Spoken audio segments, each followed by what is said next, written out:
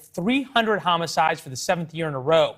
The understaffed police department's asking for 100 federal officers there in that city to help patrol the streets. Gregory Pemberton, D.C. Police Union Chairman, is also a detective on the D.C. force. We appreciate you joining us here, sir, and I know you've had a big crime surge in D.C. It's not just there in Baltimore. Generally speaking, as we look at this, is the problem in Baltimore and cities like D.C. that there aren't enough police officers, or that the police officers are so scared of doing their job that the criminals know that and it's a free-for-all? Well, thanks for having me, Leland. And it's a combination of all those things. The main problem is that if you look at these cities, whether it's D.C. or Baltimore, Chicago, Portland, Seattle, you can go on and on. They all have a problem where their city councils have passed legislation that takes away all of the responsible constitutional tools that police officers normally use to go out and keep this kind of violence in check. And officers, as you stated, not only are they prevented and handcuffed from doing their jobs out on the street, but like you said, they're also afraid to go out there and do that because they've created these systems that allow people to complain on police officers and have police officers investigated to the extent that they could lose their jobs, and they create liability that really threatens their livelihood. The reason we have you on is the tweet we're going to put up right now, and this was sent by the union just after the shooting at Nationals Park. Welcome to Washington, D.C., where violent crime permeates everything. It is a tragedy that elected officials won't let us, meaning police, do our jobs. What was interesting to me is the shooting outside Nats Park. I believe it was a Saturday night. There were some shots fired. It was a drive-by shooting between some, how we say, frequent flyers and well-known to the police department individuals.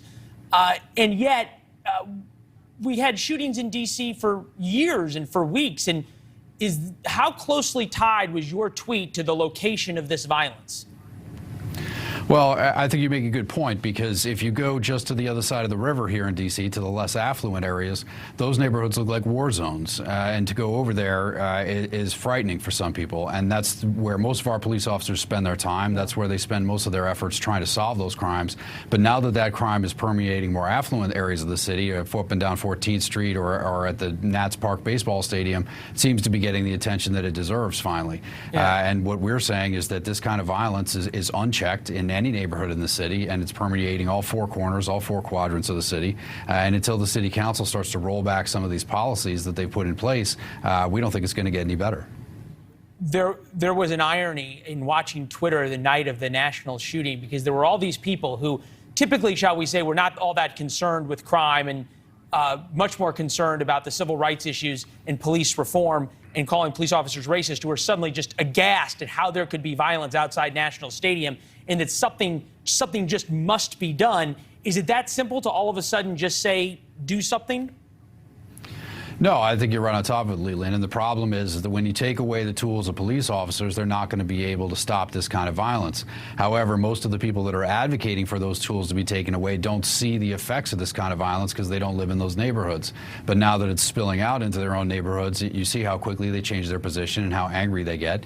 And this is exactly what we're trying to say, is that all citizens of the District of Columbia deserve the same respect and the same safety and the same public safety that you have, whether you're going to the store, going to the bus stop, or going to a baseball game. Nobody should be afraid of getting shot or stabbed or sexually assaulted, and that's what we're asking the city council to do, is to roll back some of these policies so that we can protect everybody and we can make the entire city safe.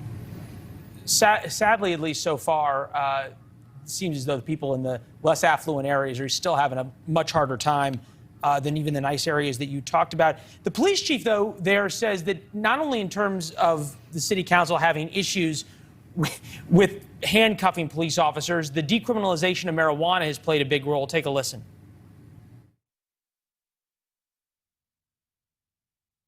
When you have something where people get high reward, they can make a lot of money by selling illegal marijuana, and the risk is low, the risk for accountability is very low, that creates a very, very, very, very, very bad situation, because those individuals get robbed, those individuals get shot at, those individuals get involved in disputes all across our city. Seems like the solution is going to take a lot longer. Yeah, and the chief is absolutely right. The city decriminalized marijuana about 3 or 4 years ago, and one of the things the police union said is, hey, that's fine, we don't have a problem with that, but you can't have the possession legal, but the sale of it illegal, because now there's no legal way for people to purchase this product. And so now what you have is you have people selling drugs illegally, and the way that illegal drug dealers protect their trade is through guns and violence. And I think he's absolutely right that there's a lot going on in that space, and that police need to get involved and legislators need to get involved, and we need to try to tamp that down. But again, going back to my original point, without the tools and without the number of police officers that we need in this city, I don't think you're going to see anything change anytime soon. Yeah. It took a lot of courage for police chief to call out the city council. They're the ones who hire him. He's not an elected official. Detective Pemberton, appreciate your time, sir. Thank you. Leland, thank you so much. All right. Check out this video. He's one of the most